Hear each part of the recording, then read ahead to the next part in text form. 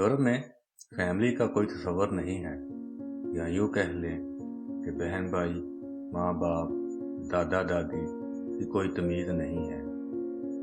जिनसी ज़रूरत के लिए शादी की ज़रूरत महसूस नहीं की जाती।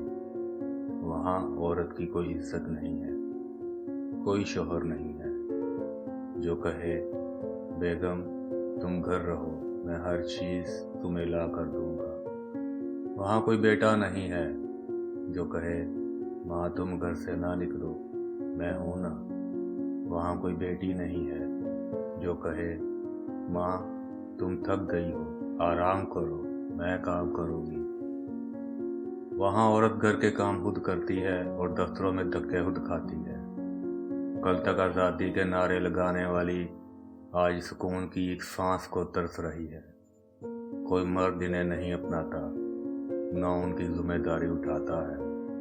वो सिर्फ इस्तेमाल की जाती हैं, बस।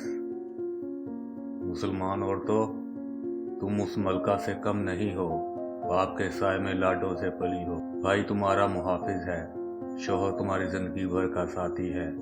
तुम क्या समझती हो, घर में बैठकर हांडी रोटी करने वाली मुलाजमा? नहीं, ये भूल है तुम्हारी।